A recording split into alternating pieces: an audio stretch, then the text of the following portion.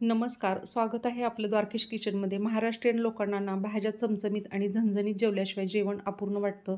कारण आपल्या महाराष्ट्राच्या भाज्यांची ओळखच आहे, झणझणीत पाहिजेत आणि चमचमीत पाहिजेत.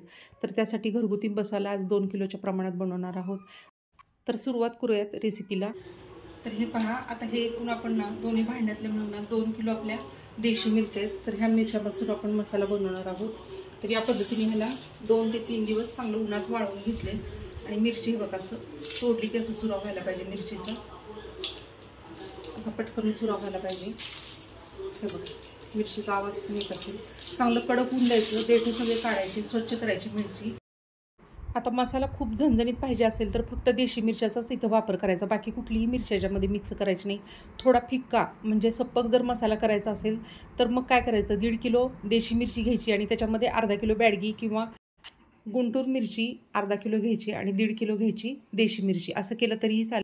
2 किलो घरगुती मसाला करण्यासाठी इथं अर्धा किलो धने वापरलेत पहा, म्हणजे 1 किलोसाठी पाव किलो. शक्यतो फ्रेश धने वापरायचे, दुकानातून आणून घरातले नाहीत वापरायचे. स्वच्छ करून ऊन दाखवायचं. त्याच्यानंतर आता कांद्याचं पाहूयात. आपण जर 2 किलो तिखट करत असेल तर त्यासाठी 2 किलो ओला कांदा, लक्षात घ्या 2 किलो ओला कांदा पातळ स्लाईसमध्ये कापून त्याला 2 दिवस चांगलं कडक उन्हामध्ये वाळवून द्यायचं. पोटामध्ये कच्चा नसला पाहिजे कांदा, म्हणजे ओला नसला पाहिजे. ओला कांदा वापरलं तर तिखट जास्त दिवस टिकत नाही, त्यासाठी शक्यतो वाळलेल्या कांद्याचाच वापर करायचा. इथं खोबरं पाहूयात. खोबरं अर्धा किलो स्लाईसमध्ये कापून घेतले पहा. 1 किलोसाठी पाव किलो खोबरं, तर 2 किलो मसाल्यासाठी अर्धा किलो खोबरं, अर्धा किलो धने आणि त्यानंतर ओला कांदा असा वाळवून घेतलेला आहे पहा. आता बाकीचे पण मसाले आपल्याला आवश्यक आहेत. तर त्यासाठी मोहरी घेऊयात 100 ग्रॅम. त्यानंतर जिरे घेऊयात 100 ग्रॅम. छोटे जिरे किंवा शहाजिरे म्हणतात ह्याला, हे 20 ग्रॅम घेऊयात. 20 ग्रॅम म्हणजे 2 तोळे. आता लवंग घेऊयात 2 तोळे 20 ग्रॅम. मिरे घेऊयात 2 तोळे म्हणजे 20 ग्रॅम. नाकेश्वर म्हणतात ह्याला 1 तोळा घेऊयात म्हणजेच 10 ग्रॅम. चक्रफूल घेऊयात 10 ग्रॅम. मसाला विलायची घेऊयात 10 ग्रॅम. दालचिनी घेऊयात आपण 20 ग्रॅम. इथं ह्याला रामपत्री म्हणतात पहा, रामपत्री घेऊयात 10 ग्रॅम. आता इथं जावेत्री आहे. जावेत्री आणि रामपत्री यातला फरक ओळखून घ्या. तर जावेत्री घेऊयात 10 ग्रॅम. हिरवी विलायची 20 ग्रॅम. मेथ्या 20 ग्रॅम. आता इथं देशी तीळ घेऊयात आपण 50 ग्रॅम. हळकुंड घेऊयात 50 ग्रॅम. त्याच्यानंतर तेजपत्ता आणि दगडफूलचं प्रमाण पाहणार आहोत. तेजपत्ता जेवढा घेतला तेवढंच दगडफूल घ्यायचं आहे, दोन्हीचं प्रमाण समान घ्यायचं आहे पहा. तर इथं तेजपत्ता 10 ग्रॅम घेतलं आहे आणि त्याच्यानंतर दगडफूल 10 ग्रॅम घेतलं आहे.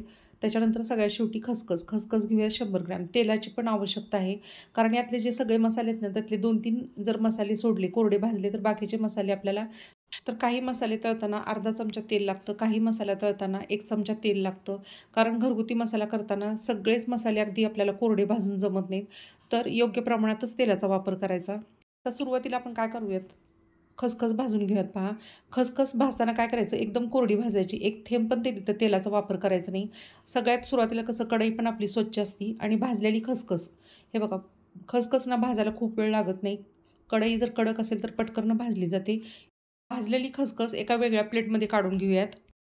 आता खसखस भाजल्यानंतर इथं भाजून घेऊयात जिरे.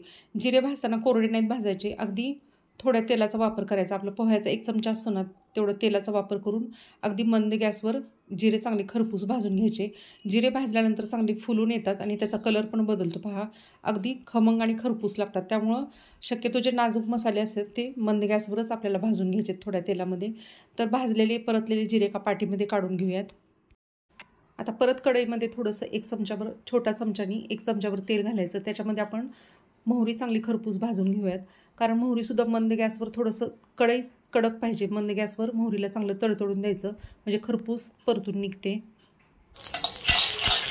पूर्ण भाजून झाल्यानंतर मोहरीचा कलर पण बदलतो पहा. आता ही परतून घेतलेली मोहरी काय करायचं, एका पाटीमध्ये सगळे मसाले आपण साठवणार आहेत ना, त्या पाटीमध्ये ह्याला ट्रान्सफर करून घेऊयात. परत कढईमध्ये काय करायचं, छोट्या चमच्यानी चमच्याभर तेल घ्यायचं. आता त्याच्यामध्ये भाजून घेणार, परतून घेणार आहोत आपण लवंग. तर लवंगसुद्धा चांगली तडतडली ना, मंद गॅसवर थोडंसं त्याला परतून द्यायचं आणि तडतडल्यानंतर आवाज येतो चांगला.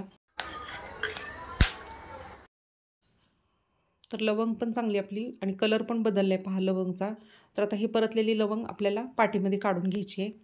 आता जे लोक नॉनव्हेज खातात ना, त्या लोकांना मसाला हा झणझणीतच पाहिजे आणि त्या मसाल्यामध्ये तुमचं रामफूल, जावेत्री, नाकेश्वर, त्रिफळा, हे जे बाकीचे मसाले आहेत ना, 20-20 ग्रॅम घातले तरीही चालतात. शाकाहारी भाज्याटा हे बाकीचे मसाले 1-1 तोळाच वापरायचे. आता नाकेश्वर चांगलं थोड्या तेलामध्ये परतून घेऊयात. आता परतलेलं नागेश्वर परत आपल्याला सगळ्या मसाल्यामध्ये मिक्स करायचं आहे पहा. पटपट भाजून होतात सगळे मसाले, अगदी आपण ग्रॅमवर वापरत असतो मसाले, त्यामुळं पटकन होतात भाजून. तर आता तेल टाकल्यानंतर चक्रफूल आपल्याला चांगलं भाजून घ्यायचं आहे, म्हणजे परतून घ्यायचं तेलामध्ये. तर पटकन परतलं जातं हे. आता परतलेलं चक्रफूल आपल्याला परत पाटीमध्ये, ज्या पाटीमध्ये आपण मसाले सगळे भाजून ठेवलेत त्या पाटीमध्ये घालूयात. आता थोड्या तेलामध्ये ना आपल्याला काळी मिरी परतून घ्यायची पहा.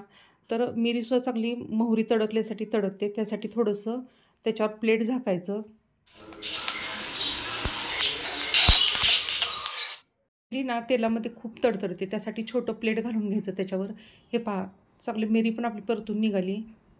सगळ्या मसाल्यामध्ये मिक्स करून घेऊयात. आता मिऱ्यानंतर दुसरा मसाला भाजायला घ्यायचा आहे. परत कढईमध्ये थोडंसं तेल घेतलं आहे. आता मसाला विलायची चांगली परतून घेऊयात तेलामध्ये. मसाला विलायची चांगली परतली ना त्याचा पण आकार बदलतो पहा, दुप्पट होतो आकार. ठराविक जे मसाले असतात ना त्याला थोड्या थोड्या तेलामध्ये परतून घ्यावं लागतं, अगदीच कोरडं भाजून पण जमत नाही. हे पहा, मसाला विलायचीचा आकार पहा किती दुप्पट झाला आपला. हे पण आता काय करूयात, सगळ्या मसाल्यामध्ये मिक्स करून घेऊयात. परत पाटीमध्ये थोडंसं तेल घेऊयात कढईमध्ये. आता ह्या तेलामध्ये मंद गॅसवर आपण विलायची चांगली परतून घेणार आहोत. तर विलायचीसुद्धा ना परतताना खूप तेल घालायची काहीच आवश्यकता नाही, अगदी थोड्या तेलामध्ये चांगली परतून निघते विलायची. आणि परतली की काय होतं, विलायचीचा चांगला कलर बदलतो, आकार अगदी दुप्पट होतो. हे पहा, खरपूस अगदी सोनेरी कलर आला आहे. विलायची अगदी मस्त भाजून निघाली बघा. विलायची आपण काय करूयात, सगळ्या मसाल्यामध्ये मिक्स करून घेऊयात. आता जे ठराविक मसाले आहेत ना ते सगळे मंद गॅसवरच आपल्याला परतून घ्यायचे आहेत. आता परत कढईमध्ये अगदी छोट्या चमच्याने चमच्याभर तेल घेतले, त्याच्यामध्ये मेथ्या टाकूयात पहा. मेथ्यासुद्धा आपल्याला शक्यतो मंद गॅसवरच आपण भाजून घ्यायच्या, म्हणजे आतपर्यंत चांगल्या भाजल्या जातात. किती लाल बुंद झालेत पहा, मेथ्या चांगल्या परतलेत आता मेथ्या आपल्या.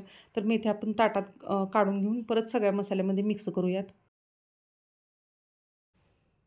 तर मेथ्या अगदी सुंदर परतून झालेत पहा, पाटीमध्ये काढूयात.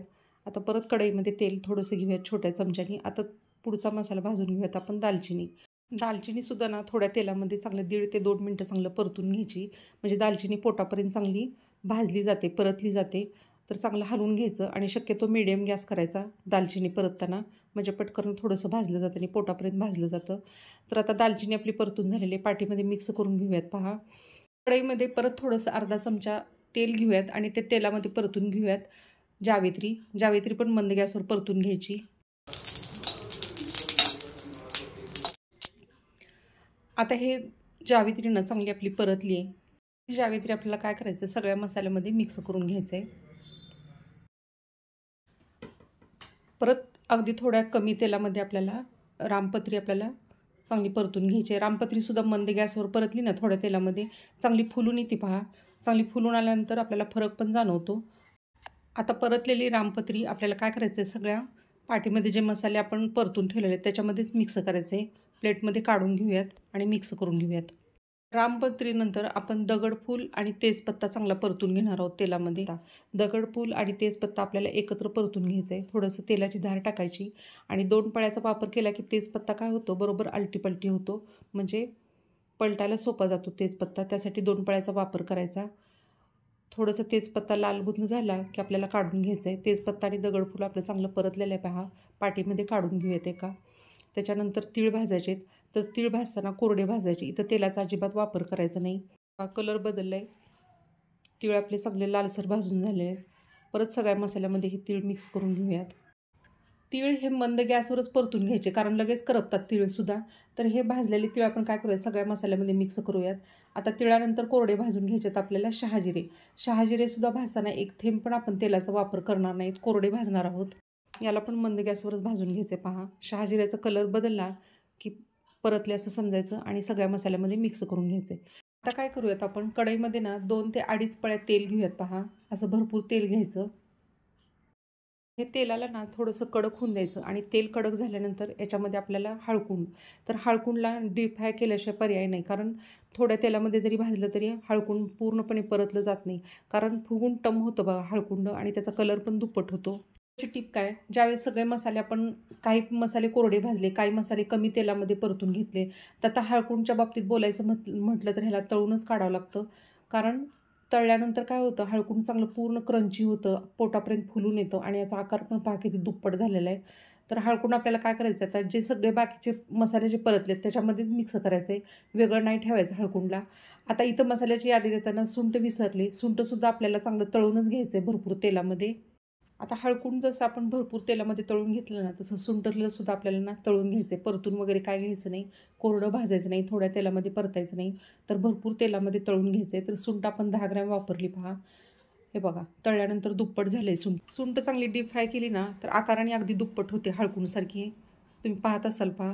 तर सुंठ चांगली आपण डीप फ्राय करून घेतली. आता जे राहिलेलं तेलाचा वापर आहे, ते तेल आपण पुढचे मसाले भाजण्यासाठी करणार. हे काढून ठेवलेलं तेल आहे ना, चांगलं आहे. हळद वगैरे, सुंठ वगैरे त्याचं फ्लेवर भरपूर उतरलं आहे ह्या तेलामध्ये. तर आता कांदा भाजताना याच तेलाचा आपण वापर करणार आहोत. तर थोडं थोडं तेल घालून आपण कांदा काय करायचं, परतून घ्यायचा. आता कांदासुद्धा भरपूर असल्यामुळे एका पोर्शनमध्ये सगळा नाही परतून निघणार. भाजताना पहा, आपण परतताना काय केले, त्याच तेलाचा वापर केला आहे. तेलाचं यूज केलं आहे हळकुंड आणि सुंठ तळलेल्या तेलाचं. तर ते तेल कसं फ्लेवरचं असल्यामुळं त्याच तेलाचा आपण परत वापर केलेला आहे. कांदा जेवढा भाजायला टाकला ना, फुलून येतो आणि दुप्पट होतो कांदा. त्यासाठी थोडा थोडा करून कांदा आपल्याला परतून घ्यायचा आहे. आता हे दुसऱ्या पोर्शनमध्ये पण असंच करायचं. कांदा आपण थोड्या तेलामध्ये परतून घ्यायचा. परतून झालं की कांदा चांगला फुलून येतो आणि दुप्पट होतो. कढई अगदी गच्च भरते. कांदा पण आपण असं या पद्धतीने परतून घेतलेला आहे. जवळजवळ आपले सगळे मसाले परतून झालेले आहेत पहा. तर सगळे आपण एका पाटीमध्येच मिक्स केलेलं आहे. आता धने भाजून घेऊयात. धण्याला सुद्धा काय करायचं, थोडंसं भरपूर तेलाची धार टाकायची आणि 2 पळ्याचा वापर करायचा. त्यामुळं चांगलं खालीवर करता येतं धण्याला. धने भाजताना सुद्धा थोडंसं काय करायचं, मंद गॅस किंवा मीडियम गॅस ठेवायचा आणि 2 पळ्यांनी सारखं हलवत राहायचं. साधारण 7 ते 8 मिनिटांमध्ये धने सगळे भाजून घेतलेत पहा. धने पण ह्याच पाटीमध्ये मिक्स करून घेऊयात. सगळे मसाले आपले आता भाजलेले आहेत. तर 1 मिनिट ह्या मसाल्याला काय करूयात, मिक्स करूयात एकमेकात. परतून घेतलेले मसाले काय करायचं, 1 मिनिटं पळीनं चांगलं खालीवर करायचं, म्हणजे मसाले सगळे एकमेकात मिक्स होतात. तर सगळे मसाले आपण एकत्र ठेवलेले आहेत, कुठलाही मसाला वेगळा ठेवलेला नाही. हे पहा, सगळे मसाले मिक्स झालेत व्यवस्थित. आता त्यानंतर सगळ्यात शेवटी राहिलं खोबरं. खोबरं आपल्याला काय करायचं, सगळ्या मसाल्यामध्ये मिक्स करायचं नाही आहे, वेगळं ठेवायचं. मसाला ज्यावेळेस आपण ग्राइंड करण्यासाठी कांडप मशीनमध्ये जातो ना, तर खोबऱ्याला वेगळं ग्राइंड करून आणा म्हणतात मिक्सरमधून. सगळ्या मसाल्यामध्ये मिक्स करू नका असं आवर्जून सांगितलं जातं पहा. तर खोबरं आपण परतून घेऊयात चांगलं. तेलाची धार टाकायची आणि परतून घ्यायचं. खोबरं परतत असताना थोड्या थोड्या तेलामध्ये आपण परतून घ्यायचं, म्हणजे खोबरं चांगलं परतलं जातं. अगदी कोरडं भाजलं तर लवकर परतलं जात नाही. आता हे तेल आहे ना, ह्या तेलामध्ये फक्त मध्ये ठेवल्यामुळे मसाल्याचं थोडंसं साली वगैरे पडलेलं आहे. तर हेच तेल आपण कडवायला ठेवणार आहे आणि कडवून थंड करून कांडप मशीनमध्ये नेणार आहोत. तेलाला काय करायचं, गॅसवर चांगलं कडक करून घ्यायचं मंद गॅसवर आणि पूर्ण थंड होऊन द्यायचं तेल, मग गाळून घ्यायचं तेल. आता इथं खोबरं पण चांगलं परतले पहा. असं लालसर कलरवर आपल्याला खोबरं चांगलं खालीवर करत राहायचं पहा. खोबऱ्याच्या स्लाईस जेवढा तुम्ही पातळ करचाल ना, तेवढं खोबरं पटकन भाजून होतं. जाड स्लाईस केलं की थोडं भाजायला उशीर लागतो. इथं तेल पण आपलं चांगलं कडलेलं आहे. ह्याला आता थंड झाल्यानंतर गाळून घेऊयात. तर या पद्धतीनं खोबरं पण आपण सगळं एका पाटीमध्ये वेगळंच ठेवायचं आहे, कारण ग्राइंड करून घ्यायचं आपल्याला खोबऱ्याला. आता हे भाजलेलं खोबरं आहे ना, चांगलं ग्राइंड करायचं आणि वेगळ्या डब्यामध्ये न्यायचं कांडप मशीनमध्ये नेताना. आता सगळ्यात शेवटी आपल्याला काय करायचं आहे, मोठं थोडंसं जर्मनचं टोपलं घ्यायचं, म्हणजे त्याच्यामध्ये आपल्याला मिरच्या भाजायच्या. तेलाची धार टाकायची आणि थोड्या थोड्या करून मिरच्या भाजायच्यात. कारण काय होतं, 2 किलो मिरच्या एका वेळेस बसणार नाहीत. त्यासाठी थोड्या थोड्या मिरच्या करून आपण काय करूयात, मिरच्या चांगल्या थोड्याशा, मिरच्या जास्त भाजायच्या नाहीत, फक्त 2 ते 2.5 मिनिटं चांगलं तेलामध्ये खालीवर करून घ्यायचं आहे मिरच्याला. थोडंसं तेलामध्ये चांगलं खालीवर करायचं मिरच्याला. थोडासा कच्चेपणा जातो मिरच्याचा. मिरच्या भाजल्यानंतर काय करायचं, थोडंसं एका पेपरवर काढून घ्यायच्या मिरच्या पहा. अशा थोड्या थोड्या करून सगळ्या मिरच्या आपल्याला परतून घ्यायच्या तेलामध्ये. आता ह्या परतलेल्या मिरच्या आहेत ना, 10 मिनिटं थोड्याशा हवेला ठेवायच्या, त्यामुळे थोड्याशा क्रंची राहतात मिरच्या. आता आता इथं खोबरं पहा. खोबरं आपण जे स्लाईसमध्ये चांगलं परतून घेतलेलं आहे ना, तर ह्या खोबऱ्याला काय करायचं आहे, मिक्सरमधून ग्राइंड करायचं आहे. तर हे खोबरं ग्राइंड करताना तिथं कोरडी खसखस जी भाजलेली होती ना, ते पण आपल्याला ग्राइंड करून घ्यायची. आता मसाला करताना ना, हिंग खूप आवश्यक आहे. खडे हिंग जर नसेल तर तुम्ही हिंगाची पावडर जरी वापरली ना तरी चालेल. आता काय करूयात, आपण थोडंसं मिक्सरमध्ये सगळं खोबरं एकदम निघणार नाही, त्यासाठी थोडं थोडं खोबरं 2-3 पोर्शनमध्ये ग्राइंड करून घेऊयात. आता खोबरं मिक्सरच्या भांड्यामध्ये घातल्यानंतर खोबऱ्याबरोबर थोडंसं 1-2 चमचे खसखस घालायची, कारण खोबऱ्याबरोबर खसखस चांगली ग्राइंड होऊन निघते. आणि त्याच्यामध्ये 1 चमचाभर आपण हिंग पावडर घालून घेऊयात. ह्या सगळ्याचं आपण ग्राइंड केलेलं मिश्रण एका डब्यामध्येच न्यायचं आहे नेताना, कांडप मशीनमध्ये नेताना. आता हा जो ग्राइंड केलेलं खोबऱ्याचं स्लाईस जे ग्राइंड करून ठेवले ते एका वेगळ्या डब्यामध्ये न्यायचेत पहा. त्यानंतर जे भाजून आपण ग्रॅमवर आणि तोळ्यावर घेतलेले मसाले आहेत ना, ते परतून घेतलेले मसाले एका वेगळ्याच डब्यामध्ये ठेवायचं. कढवून घेतलेलं तेल एका वेगळ्या डब्यामध्ये ठेवायचं आणि परतून घेतलेल्या लाल मिरच्या थंड करून कॅरी बॅगमध्ये सेपरेटली न्यायचेत.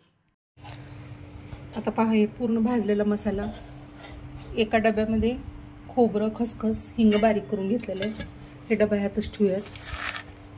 जवळ जर काढणं मशीन असेल तर. आता या डब्यामध्ये मी गरम करून घेतलेलं तेल आहे पहा.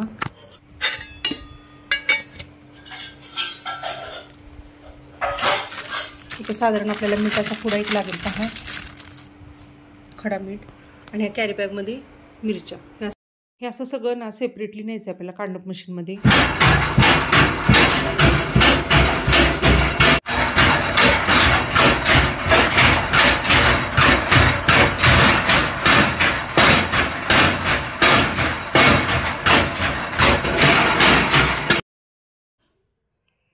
हे पहा मस्तच अगदी छान झालं आहे बघा. चमचमीत आणि झणझणीत मसाला इथं बनवून तयार आहे. कुठलीही तुम्ही भरलेली भाजी करा किंवा फोडी केलेली भाजी करा, हमका 100% चमचमीतच होणार भाजी. हा मसाला 2 वर्ष टिकतो.